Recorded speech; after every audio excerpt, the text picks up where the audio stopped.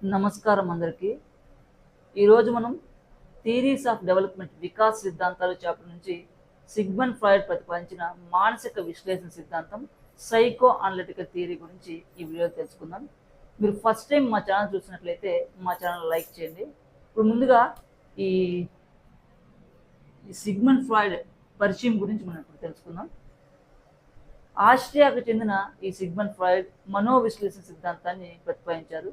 Hysteria వ్యాధికి చికిత్స చేయడానికి హిప్నోసిస్ పద్ధతిని మొట్టమొదటిగా అవలంబించారు ఫ్రాయిడ్.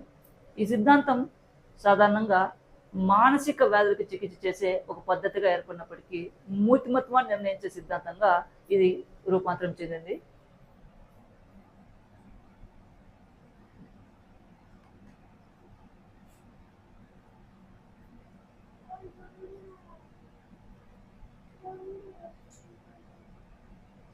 మూర్తిమత్వం అంటే వ్యక్తిత్వం. మనోవిశ్లేషణ మరియు మనోలైంగిక వికాస సిద్ధాంతాలను ఫ్రాయిడియన్ సిద్ధాంతాలు లేదా ఫ్రాయిడియన్ సైకాలజీ అని కూడా అంటారు. ఫ్రాయిడియన్ సిద్ధాంతాలు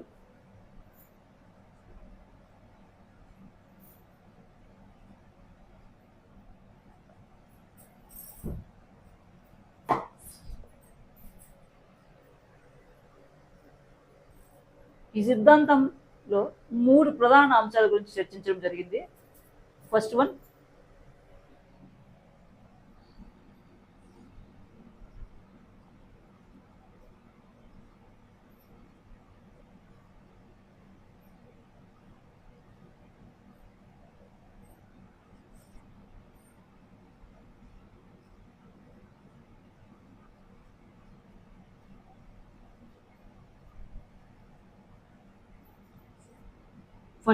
మూర్తిమత్వ నిర్మితి, స్ట్రక్చర్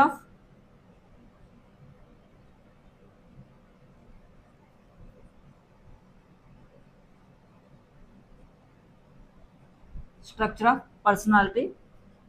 సెకండ్ వన్ మూర్తిమత్వ గతిశీలత.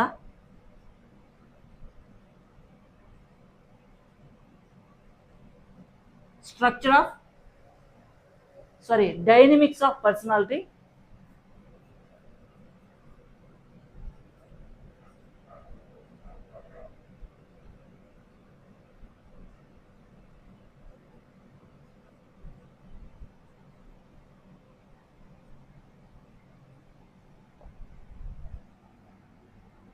థర్డ్ వన్ తీసుకున్నట్లయితే మూర్తిమత్వ లైంగిక వికాసం, సైకో సెక్సువల్ డెవలప్మెంట్.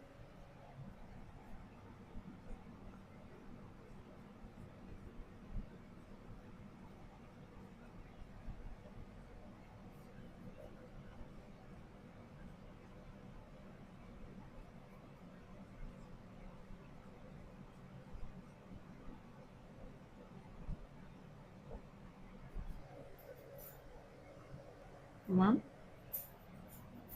ఈ మనోవిశ్లేషణ సిద్ధాంతంలో మనం ఈ మూర్తిమత్వ నిర్మితి, స్ట్రక్చర్ ఆఫ్ పర్సనాలిటీ గురించి తెలుసుకుందాం. ఈ మూర్తిమత్వ నిర్మాణంలో మూడు ఉప విభాగాలు ఉన్నాయి. అవి ఫస్ట్ వన్ అచిత్తు, ఇడ్. సెకండ్ వన్ అహం, ఈగో. థర్డ్ వన్ ఆద్యహం, సూపర్ ఈగో. ఇప్పుడు ఈ అచిత్తు తీసుకున్నట్లయితే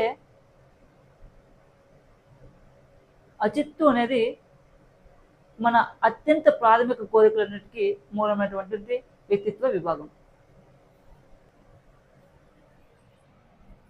ఈ అచిత్తు అనేది పుట్టుకతో వచ్చే సహజ సిద్ధమైన గుణాలు, జంతు ప్రవృత్తి, దౌర్జన్యం మొదలైన వినాశకరమైనటువంటి అంశాలను కలిగి ఉంటుంది. అంతేకాకుండా నైతిక విలువలు, నియమాలను, తప్పు ఒప్పులను పట్టించుకోదు. అచిత్ ఇడ్ మనిషి యొక్క సహజ ప్రవృత్తి తృప్తి అవసరాలను తీర్చుకోవడం మరియు స్వార్థపరమైనటువంటి భావనలు కలిగి ఉంటుంది. మనసులో మెదిలే భావనను వెంటనే తీర్చుకోవడానికి ప్రయత్నిస్తుంది. అంటే మనసులో మెదిలే భావనలు వెంటనే తీర్చుకోవడానికి ప్రయత్నిస్తుంది. అంటే ఉదాహరణకు అందుకే ఇది తక్షణ ప్రతిసర సూత్రం లేదా ఆనంద సూత్రంపై పనిచేస్తుంది.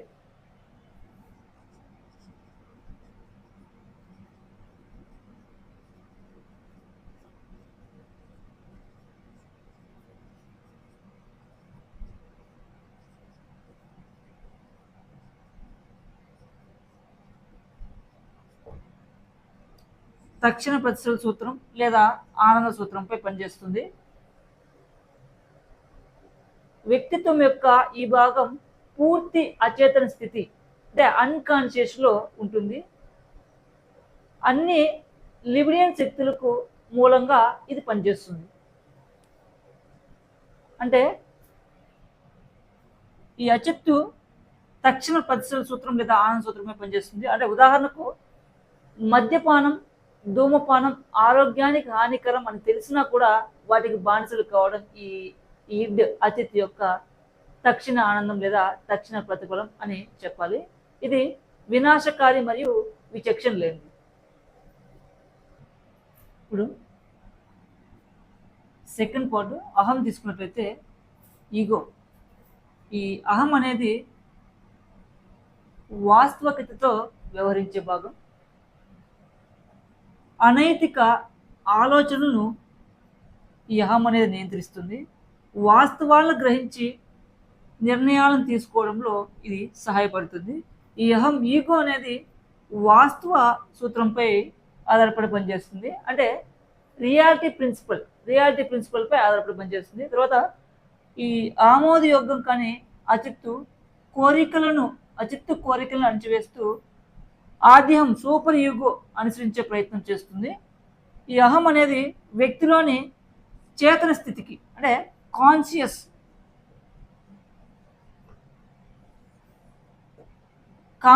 చెందింది. ఈ అహం సామాజిక అనుభవాల ద్వారా ఏర్పడుతుంది.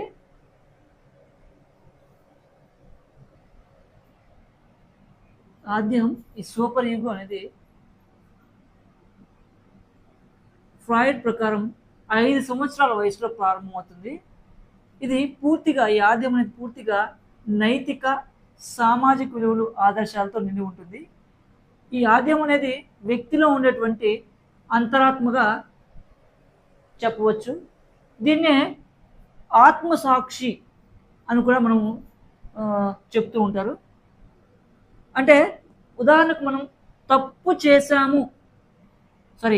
తప్పు చేసినప్పుడు మనం నేరము చేశాము అనే భావనను ఇది కలిగిస్తుంది.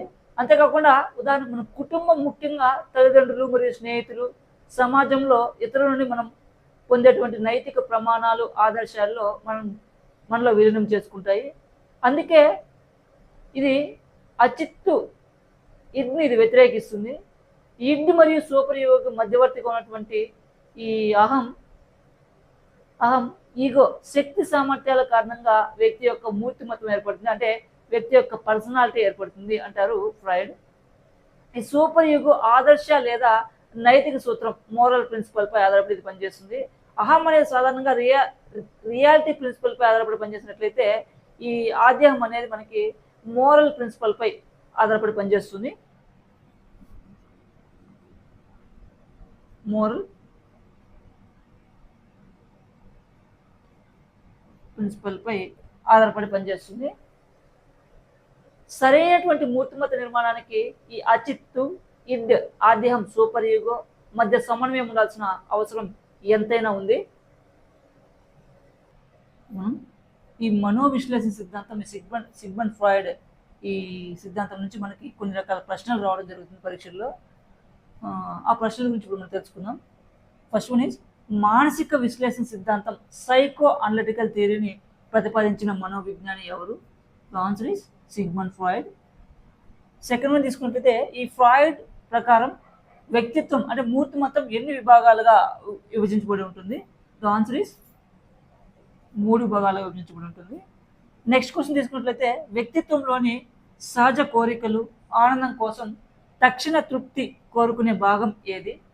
ఆన్సర్ ఈజ్ అచిత్తు, ఇడ్. తర్వాత నెక్స్ట్ క్వశ్చన్ తీసుకున్నట్లయితే వాస్తవాన్ని గుర్తించి ఇడ్ మరియు సూపర్ ఈగో మధ్య సమతుల్యం కలిగించే భాగం ఏది? ద ఆన్సర్ ఇస్ అహం, ఈగో. ఈ వాస్తవాలను గుర్తించి ఇడ్ మరియు సూపర్ ఈగో మధ్య సమతుల్యం కలిగించే భాగం అహం, ఈగో. నెక్స్ట్ క్వశ్చన్ తీసుకున్నట్లయితే మనోవిశ్లేషణ మరియు మనోలైంగిక వికాస సిద్ధాంతాలను ఏమని పిలుస్తారు? ద ఆన్సర్ ఇస్ ఫ్రాయిడియన్ సిద్ధాంతాలు లేదా ఫ్రాయిడియన్ సైకాలజీ అని పిలుస్తారు. మా వీడియో మీకు ఉపయోగకరంగా ఉంటుంది అని మీరు భావించినట్లయితే మా ఛానల్ని ముందుగా లైక్ చేయండి. తర్వాత ఇలాంటి మరిన్ని వీడియోల కోసం మా ఛానల్ సబ్స్క్రైబ్ చేసుకోండి. అంతేకాకుండా మీ స్నేహితులందరికీ కూడా షేర్ చేయండి. ఇలాంటి మరిన్ని వీడియోల కోసం మా ఛానల్ సబ్స్క్రైబ్ చేసుకోండి. నెక్స్ట్ వీడియోలో మళ్ళీ కలుద్దాం. Thanks for watching.